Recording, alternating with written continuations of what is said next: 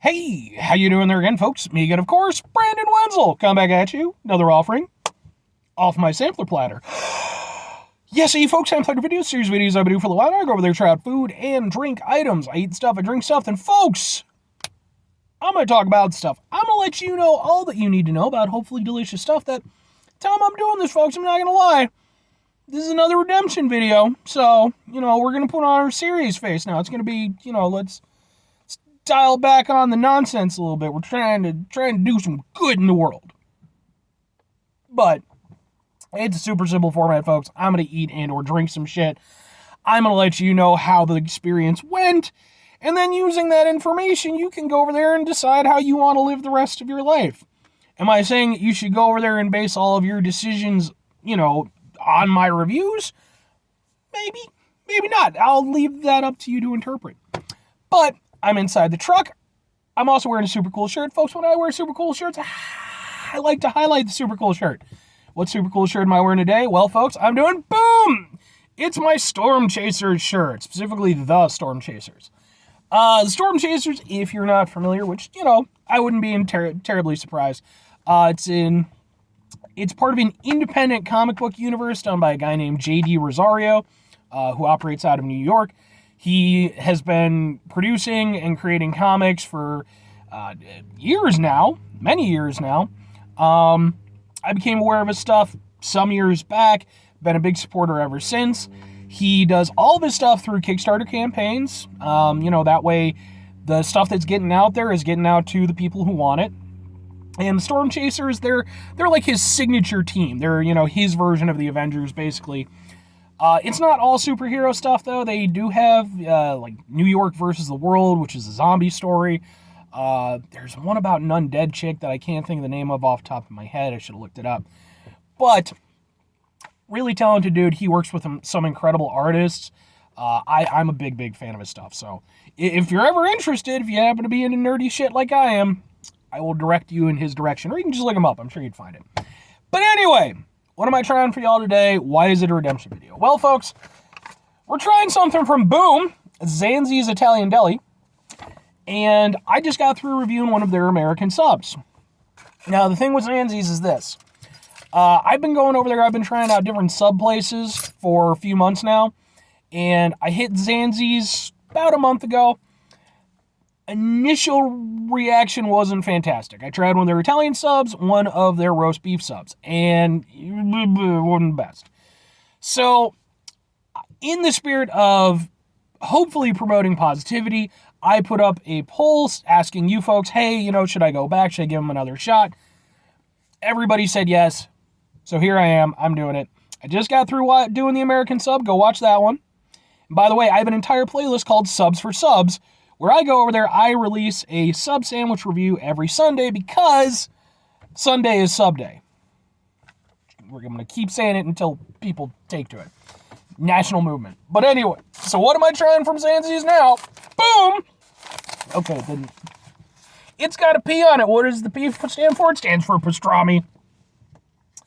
I was going to get a corned beef sub. I was like, I'm going to do it. I'm going to get a corned beef sub. That's right, because I love corned beef. It's fantastic. But I saw that they had a pastrami sub. It was on special. And I was like, I got to get a pastrami sub. So, the pastrami sub, it's as simple as this. It's pastrami. I got it with mayo and Swiss cheese. That's it. There's no, because, he asked me like, oh, what do you want with this? And I was like, because you could get it as basically pastrami on rye, or you could get it as a sub. And I'm like, well, I'm going to get it as a sub because it's part of the sub sandwich series. So, let's take a look. I'm not going to lie, this looks pretty damn sexy, folks. Boom! Oh, let's, can we get a better thing? Maybe? Yeah, whatever, damn it. But yes, this looks good. I'm really hopeful for this, man. Pastrami is fantastic. It's underrated as a deli meat. So anyway, let's try it out.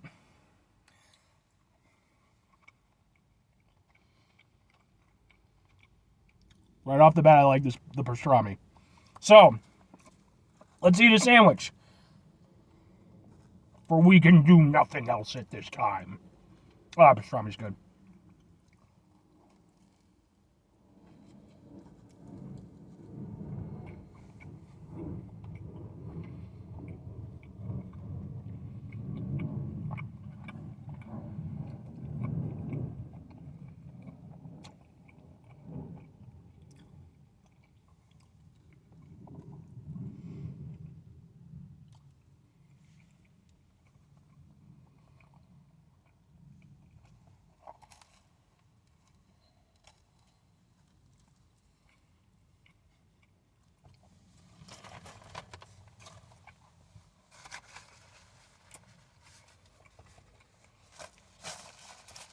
I don't know what the fuck happened with the first time that I tried Zanzi's out.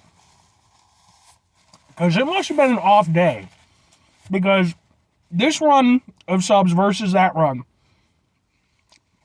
night and fucking day, man. Seriously. The American sub was really good. I enjoyed the hell out of that. Pastrami sub is really good. I'm enjoying the hell out of this. The pastrami tastes really good.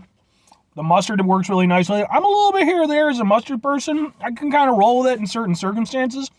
One of said circumstances is a pastrami sandwich. I think it works great because you've got like the pastrami is such like a salty, deli meat. It has so much flavor. The tanginess of the mustard, it kind of creates a nice little counterbalance to it.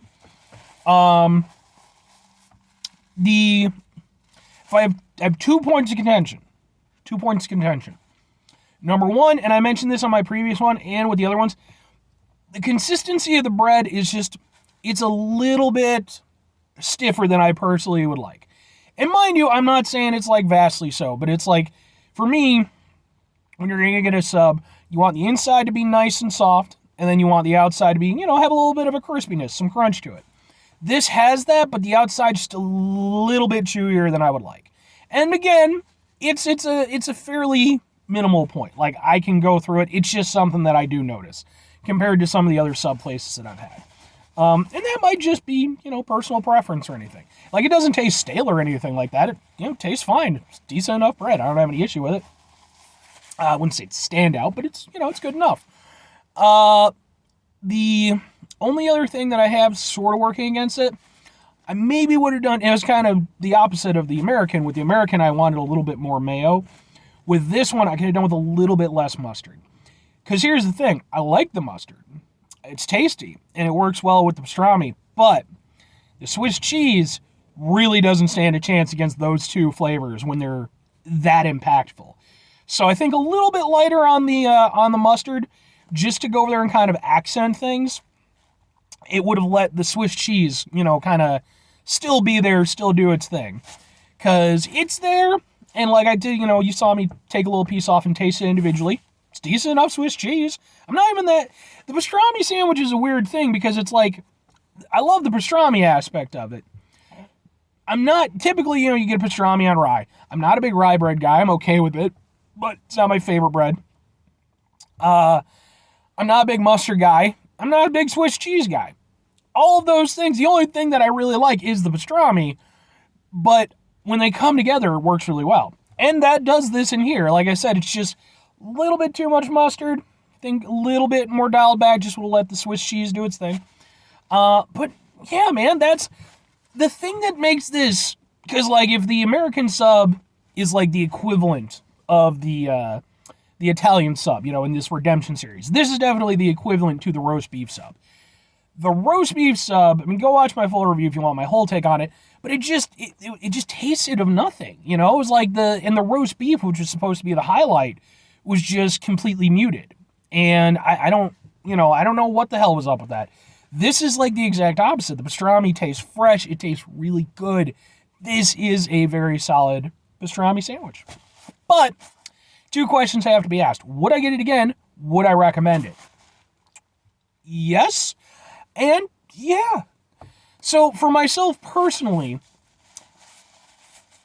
I think if I were going to go over there if I were going to go to Zanzi's again. And I might, because I might just do it casually, because there are a few spots around that area that I occasionally shop at. There's like a comic book shop over there. So I might potentially go there, and I mentioned in my previous review that the American sub was presently my favorite sub that I'd had from Zanzi's. I still think I'm going to give it to the American sub, but I think if I were going to get this one again, I'd maybe ask for a little lighter on the mustard, and I think it would be right up there with the American. So this is a good sub sandwich. The American was a good sub sandwich. I don't have anything to complain about. So for me, yeah, these are, I've had, sub sandwich places that are, a little bit better, but there's nothing wrong with these. These are good, honest, really tasty subs. Makes me so happy to be positive about things. As for recommending it to other people, yeah, I mean, the only thing is with the pastrami one, it's not on their menu. Like, it was specifically on, what was it? It was specifically, like, on their, like, written menu, like the thing. So I don't know if it's available all the time or if it was just for a special. But, yeah, man, if you enjoy a pastrami sandwich, and like I said, they had it in sub form or on rye, it's good pastrami. It's good pastrami. It's good mustard. It's good Swiss. Like I said, ratios, just a little bit of tweaking. That's tasty. There's no reason not to give that a shot. And I'll say this, too. There's not... Whereas, like, the American sub, the roast beef, and the Italian, you can get those pretty much anywhere. Any sub place. Pastrami, not every place has a pastrami sandwich. That is a damn fact. It did cost a little bit more. It was like $1 extra than the other ones. But good pastrami is worth it, folks. Anyway, 5 things before I get out of here. Have yourself a great rest of your day, spectacular rest of the week, monumental rest of the month, stupendous rest of your folks. You can go over there and have yourselves a truly redemption-tastic rest of your life, because Zanzi's, I'm considering you redeemed with these 2 sandwiches. Like I said, I don't know what happened with the first go of things. Just, it was an off day, I guess. But in terms of what you've showcased here, you've pulled it back around. You've made me a very happy sandwich-eating guy. Folks, I have a hat that I won because I ate a giant burger. I know what the fuck I'm talking about with food. Anyway, final 2 things. Number 1, try to bring some positivity in the world. It's not always possible. It is, however, always appreciated. But what you do if you can't do it all the time, I know I can't do it all the time. Here's what you can do, folks. You're going to try not to be an asshole. Now, folks, it's not always the easiest thing to do in the world. Trust me, I know. I wish it was easier. I wish it was easier, man.